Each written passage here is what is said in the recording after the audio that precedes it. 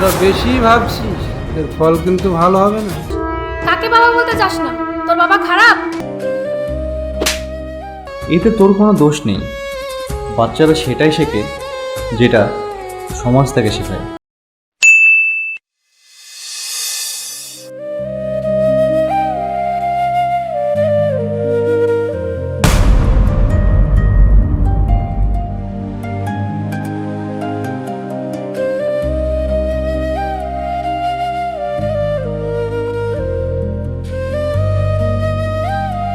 সুইটি,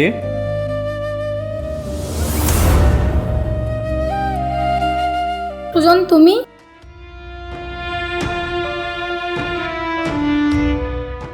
কত বছর পর তোমাকে দেখলাম। তুমি কি আজই মুক্তি পেয়েছো? হ্যাঁ সুইটি, আজই আমাকে জেল থেকে ছেড়ে দিল। তুমি কেমন আছো? আমার আমার মেয়ে কেমন আছে? আমরা ভালো আছি। এখন তুমি চলে এসেছো, এখন আমরা আরো ভালো থাকবো। মা, ইনি কে? তুমি তাকে দেখে কাঁদছো কেন? এটা আমার মেয়ে। হ্যাঁ,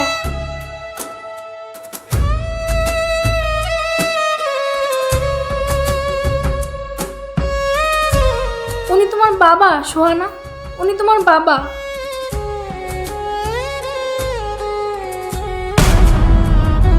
এ কি সোহানা, তুমি তোমার বাবাকে ধাক্কা দিলে কেন? মা, তুমি একে আমার বাবা বলে কেন পরিচয় দিচ্ছ? তুমি কি সব ভুলে গেছো? আমরা এক একটা দিন কিভাবে কাটিয়েছি, কত কষ্ট করেছি। মানে এ কি বলছো সোহানা? তুমি কোনো কথা বলবে না। আমি তোমাকে বাবা বলে মানি না। তোমার জন্য আমার জীবনটা নষ্ট হয়েছে। তুমি আমার বাবা হতে পারো না। সোহানা, এসব কি বলছো? ভুল বলছি? আমার বাবা যদি মানুষ না মারতো তাহলে জেলে যেত না। আর সে জেলে না গেলে কেউ আমাকে স্কুলে ভর্তি হতে বাধা দিত না। আমার সব বন্ধুরা স্কুলে যায়, কিন্তু আমি যেতে পারি না। কেন পারি না জানো? কারণ আমার বাবা একজন খুনি, তাই কেউ আমার সাথে মেশে না। কারণ আমি একজন খুনির মেয়ে। এইসব যার জন্য হয়েছে তাকে আমি কখনোই বাবা বলে ডাকতে পারবো না। যার জন্য একটা লোক মরল, আমার সব স্বপ্ন শেষ হলো, তাকে কি না বাবা বলে ডাকতে হবে? সোহানা, আমি চুপ করো। তুমি আমাকে সোহানা বলবে না। তুমি একজন খারাপ মানুষ, খুব খারাপ।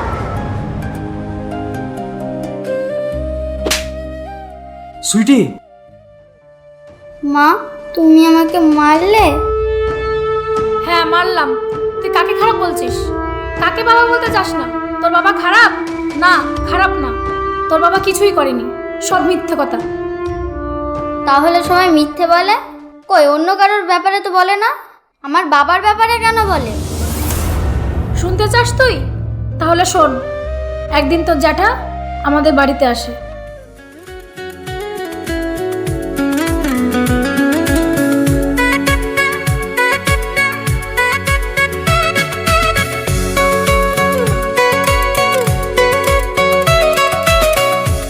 সুজন, সুজন, বাড়িতে আসিস? আরে দাদা, আপনি আপনি কেন কষ্ট করে আসতে গেলেন? খবর দিলে তো আমি যেতে পারতাম। না না, এমনি তোর বাড়িতে অনেকদিন আসা হয় না, আর এদিকে একটু কাজ ছিল, তাই ভাবলাম তোর সাথে একটু দেখা করে যাই। যাই হোক দাদা, আপনি এসেছেন, ভালোই হয়েছে।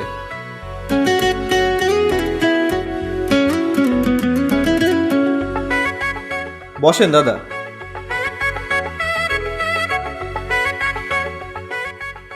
এই কই গো, কোথায় গেলে? দেখো কে এসেছে।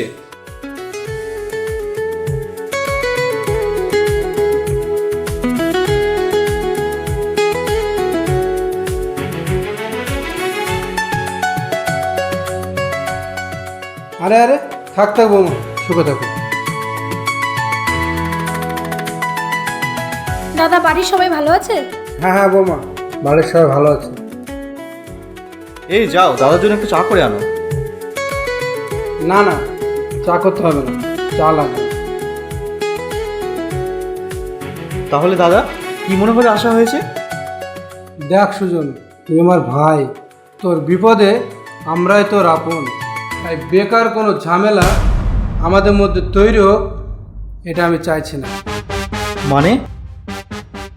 মাটা খুব সোজা, ওই উত্তরপাড়ার জমিটা আমাকে দিয়ে দিই, ওই জমিটা আমার চাই। এটা কি বলছেন দাদা?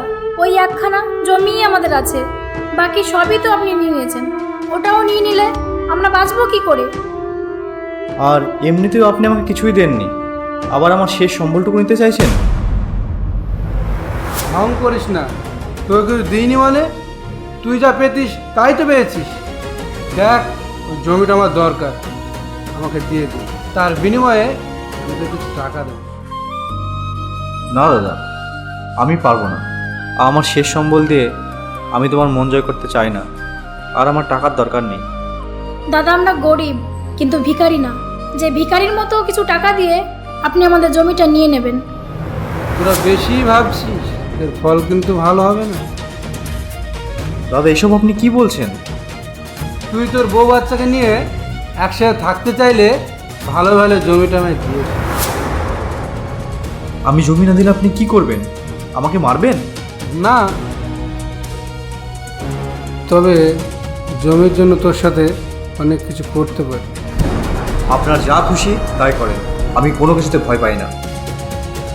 ভেবে বলছিস তো? হ্যাঁ, আমি আমার জমি দেবো না, তাতে যা হয় হোক। তারপর একটা মিথ্যা কেচে তোর বাবাকে পুলিশে ধরে নিয়ে যায়। একটা নিখোঁজ হওয়া মানুষের মরার দায়ে তোর বাবাকে জেল খাটতে হয়। আর এই গ্রামে তোর বাবার নামে বদনাম তোর জ্যাঠাই ছড়ায়। তোর স্কুলে ভর্তি হতে বাধা সেই দিয়েছিল। কি এই সব কিছু জ্যাঠা করেছে? হ্যাঁ সোহানা। সোহানা, তোমার পড়াশোনা আমার জন্য হয়নি। আমি যদি আমার দাদাকে জমি দিয়ে দিতাম তাহলে এসব হতো না। কিন্তু বিশ্বাস করো, আমি ভাবিনি আমার দাদা এত দূর যাবে। তবে তুমি ভেবো না, এখন আমি চলে এসেছি, এখন তোমার পড়াশোনা হবে। কিভাবে? আমার এখানে যতটুকু জমি জায়গা আছে তা বিক্রি করে আমরা এখান থেকে অন্য কোথাও চলে যাব। সেখানে গিয়ে দরকার হয় আমি দিনমজুরের কাজ করেও তোমাকে লেখাপড়া শেখাবো। সেখানে কেউ তোমাকে খারাপ লোকের মেয়ে বলবে না, কেউ বলবে না। বাবা, আমাকে তুমি ক্ষমা করে দাও। আমি তোমাকে ভুল বুঝে অনেক খারাপ কথা বলেছি। না রে মা, এতে তোর কোনো দোষ নেই। বাচ্চারা সেটাই শেখে যেটা সমাজ থেকে শেখায়। বাবা, তুমি আমার বাবা।